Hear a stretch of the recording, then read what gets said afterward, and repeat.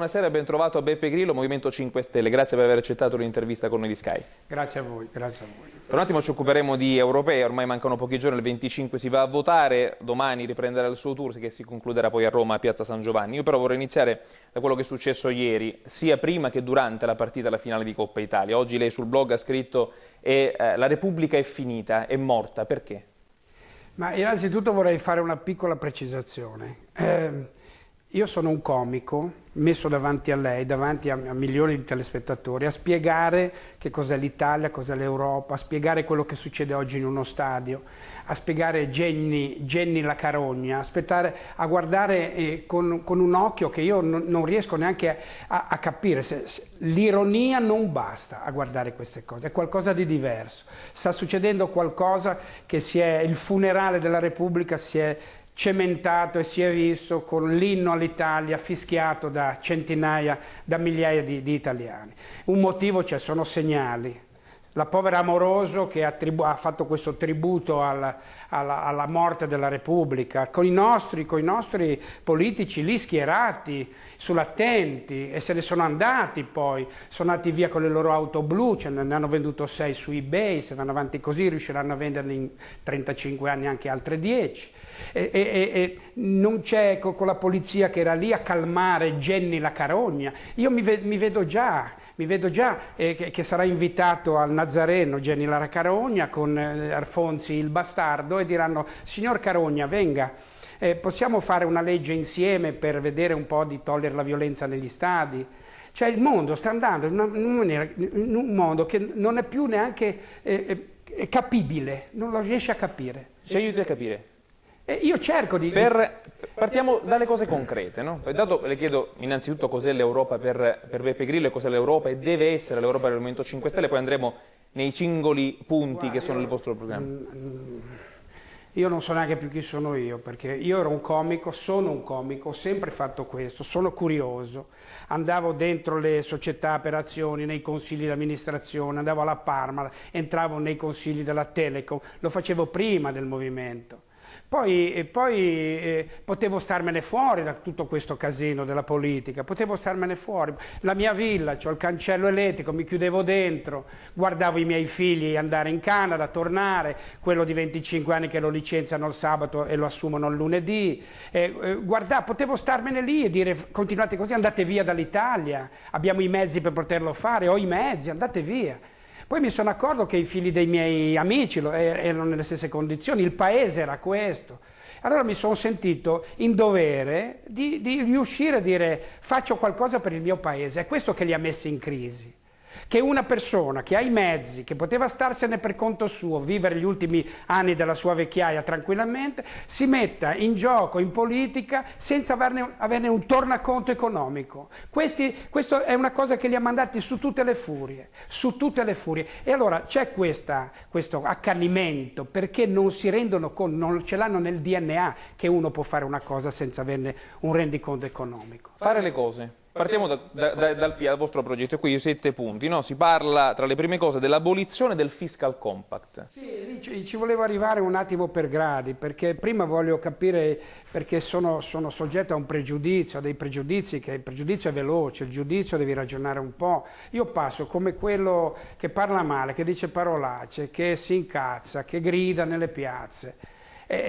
Sono violento, sono fascista, sono nazista, ma abbiamo fatto insieme a 9 milioni di persone, forse anche 10, un movimento che è tutto tranne essere violento. Andiamo a prendere le firme, andiamo, ci candidiamo, vogliamo delle elezioni anticipate, teniamo la democrazia di questo paese, ci dovrebbe essere concessa questa cosa. Siamo l'assicurazione sulla vita di questa gente che ha disintegrato il paese, questi parassiti di destra e di sinistra. Allora, hanno del fascista, del nazista. Ora poi vedremo cosa, perché ci sono tanti, sentiremo di quante cose diranno di lei, perché dicono di lei. La riporto però sul tema concreto su questo programma. Ripartiamo da quello... ci sono dei no. Il Fiscal Compact è un patto che hanno firmato sia destra, sinistra, che centro, che sopra, che sotto, che è strozzare questo paese. Vuol dire portare il debito, fare dei tagli un ventesimo per 20 anni di 1.100 miliardi, il 50% del nostro debito, diminuirlo, quindi tagliare per 50 miliardi all'anno per 20 anni. Si immagini un po', 50 miliardi all'anno per 20 anni. Loro dicono che non è vero perché il PIL se aumenta allora diminuisce il rapporto, ma il PIL non cresce. Noi abbiamo una decrescita di 1,9 fino al 2013. Il Fondo Monetario ha detto che la possibilità di non tagliare niente è dello 0,00%, dovremmo crescere dall'8 al 12%, sono i parametri degli anni 60, quindi è impossibile. Tagliare 50 miliardi all'anno vuol dire dare in mano alle multinazionali che vengono qua, non è che investono, fanno la spesa, si comprano tutto, si comprano le università, si comprano la scuola, si comprano l'acqua, il gas, si comprano la vita delle persone. Ci sono già i ragionieri europei che stanno facendo gli inventari dei nostri beni culturali sotto i magazzini degli Uffizi. Andranno a gestire, non so, i nostri gioielli culturali delle multinazionali. Ma lei capisce cosa vuol dire? Le spiagge. C'è già i fondi americani che arrivano qua, Allianz che è un fondo tedesco, Allianz, la conosce Allianz, sì. I tedeschi, e Prudence che è un fondo anglo-tedesco, che stanno già per comprarsi tutte le spiagge in Italia. Ma si immagini se noi stiamo così. E se lei va a vedere, mi faccia finire perché è interessante, luglio 2011, Festival dell'Unità, Floris intervista Gargamella. Sarà con Bersani. Bersani. E alla domanda, lei firmerà questo trattato dei sì. Parametri di Maastricht, questo fiscal compact? Ha detto mai nella vita il PD firmerà una cosa, metterci in mano agli usurai, non lo faremo mai. 3 mesi dopo tutto il PD compatto ha firmato. Ma aspetti, 2011 Tremonti per il PDL dice mai mettersi un nodo scorsoio così, escludo che firmeremo. Insieme, tutti insieme il PDL ha firmato.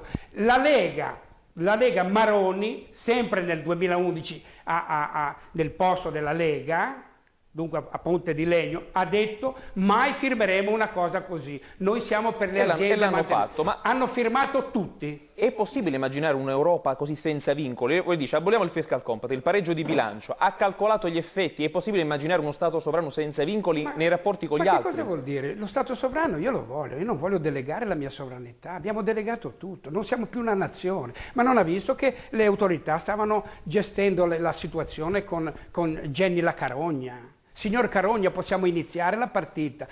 Non c'è lo Stato in Italia, non c'è più. Il rapporto che hanno i cittadini con lo Stato è attraverso una lettera che ti arriva da Equitalia, che la guardi nella posta, che ti dice entro e non oltre. I cittadini devono scegliere anche sull'euro. Lei ha detto è necessario un referendum. Non è questo il problema. Il problema è che il pareggio di bilancio perché metterlo nella Costituzione? Non lo dice il trattato. Preferibilmente in Costituzione dice il trattato. Vuol dire che è un cappio al collo del nostro sistema fiscale.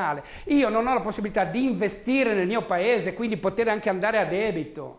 Ma se io devo fare un pareggio, ma sono io che determino se fare un pareggio o no, non che me lo obbliga un trattato firmato dai tedeschi o dalle multinazionali anglo-americane, ma stiamo scherzando. Noi andiamo là a dire questi trattati li strappiamo e parliamo di altre cose. E allora il 3% del parametro di Maastricht, sì. Andiamo lì a dire guardate che noi siamo 7 paesi nelle stesse condizioni, potremo fare. Poi abbiamo i debiti che siamo nella stessa, più o meno della stessa famiglia, noi Spagna, Grecia, Portogallo, andiamo lì alleati insieme, potremmo farlo e dire signori il debito, se vogliamo essere una comunità, ce lo spalmiamo tutti. Ha detto Alleanza, ora ne ci occuperemo di questo anche perché per poterlo fare bisognerà trovare un'intesa con altri partiti. La prima volta che il Movimento 5 Stelle dovrà rapportarsi con qualcuno e trovare delle intese. Vedremo. Chiudiamo il discorso con il referendum sull'euro, perché se tanto detto referendum propositivo senza quorum, si parla di uno scenario Argentina, di svalutazione. Mi dice un attimo, cioè come... Ma quale scenario? Qual è il vostro piano su questo? Non diciamo delle stupidaggini. Noi porteremo queste cose, proteggeremo anche con i dazi i nostri prodotti agricoli, di pesca, le nostre aziende, le nostre piccole e medie imprese che è la nostra forza, le nostre università. Taglieranno 250 università che sono strepitose nel nostro paese, si prenderanno gli asili, non ci saranno più gli asili pubblici. Io non voglio stare a vedere permettere che sparisca una roba di cui mio padre e mio nonno hanno combattuto battaglie di 100 anni. Ma stiamo scherzando? Viene il Rocky, BlackRock, arriva qua al fondo BlackRock, si compra 3 banche, di cui un pezzo del Monte dei Paschi di Siena, se ne è comprato un pezzo, e appena si è comprato un pezzo può al 62-63% dell'azionariato del Monte dei Paschi di Siena. Ma dove vanno a finire? Stiamo disintegrando il nostro sistema bancario che passa tutto poi da lì.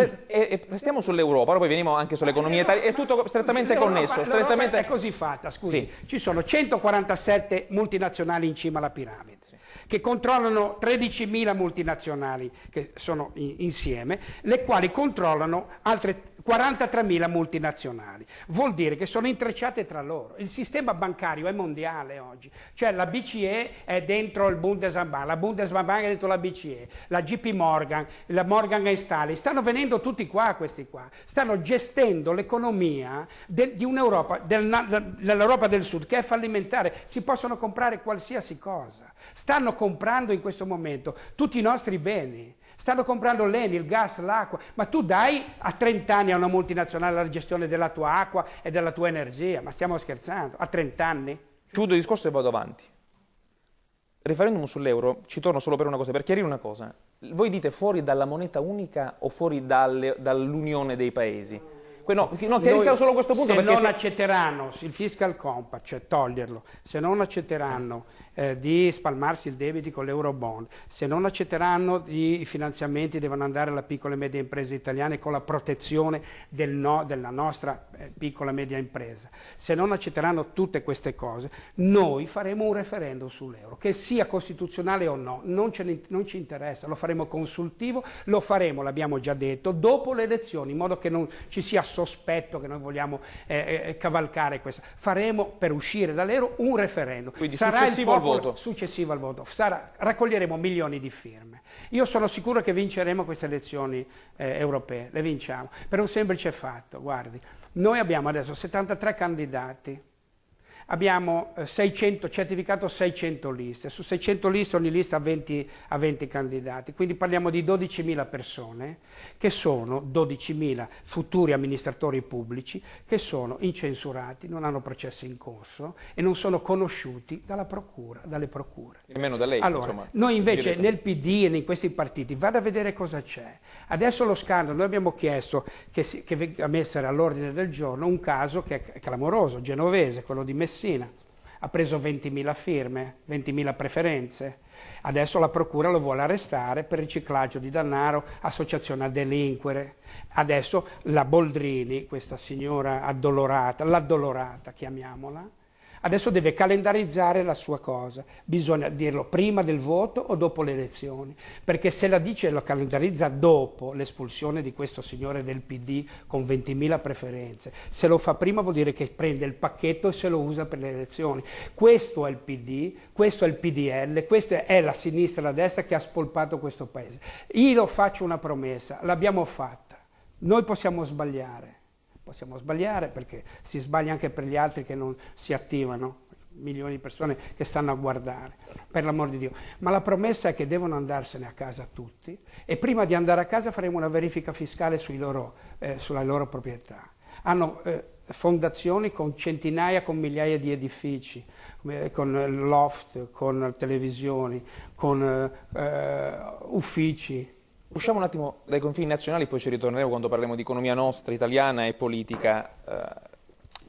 Alleanze, intese. Questa volta c'è il banco di prova, la prima volta che il Movimento 5 Stelle deve comunque, per formare un gruppo parlamentare in Europa, in Parlamento. Se troviamo 6 partiti piccoli con le nostre idee. Sono circolati dei nomi, si parlava del non partito spagnolo, ma poi non partito decido X, io, non decido, ci mancherebbe. Decidiamo insieme. Sicuro non sarà Marina Le Pen che vi ha definito eruzione cutanea. Ma io non sono. Continuate a non capire che cos'è questo movimento. Questo movimento non ha un leader che decide, io non conosco neanche le persone. Io sono quello che fa rispettare certe regole, che sono 2 legislature, poi vai a casa, perché così non ti fai un giardinetto di clienti, prendi metà stipendio. Se volevo il potere o i soldi, mi tenevo 42 milioni di euro, facevo il tesoriere dei di rimborsi 42 elettorali. milioni. Un tema Campagna elettorale europea, forse se ne parla poco, ma è l'apertura di tutte le storie di cronaca. Immigrazione, cioè l'emergenza che ha colpito la Sicilia, l'Italia e tutta Europa, deve essere un problema europeo. È in atto l'operazione Mare Nostrum, molti l'hanno criticata. Secondo il Movimento 5 Stelle deve continuare questa la soluzione o qual è la possibilità? La soluzione è andare là e cominciare a far capire a questa gente, a tutti, che è un problema europeo, che vanno divise le responsabilità, le quote, poi aiutare queste persone nel loro posto di origine. Poi dobbiamo accogliere in modo decente, dignitoso. Non è che puoi mettere 800 persone in una scuola vicino a Roma con 2 gabinetti che sono poi rifugiati politici, non li puoi rimandare a casa che rischiano la vita, ma li metti in un edificio abbandonato con 2 gabinetti. Non si può fare così. Per rivedere i sistemi di accoglienza. Noi dobbiamo avere degli stili di accoglienza dignitosi per queste persone, ma essere seri, ragionare, perché qua l'immigrazione diventa poi il cavallo di battaglia della destra e della sinistra, perché la destra riscopre la sua identità che non ce l'ha più sull'immigrazione, via tutti, e la sinistra lo stesso, accogliamo tutti, ritornano con le identità che hanno perso completamente sull'immigrazione. Bisogna avere invece poco cuore, molto cervello e cominciare a decidere insieme a questi signori là. Io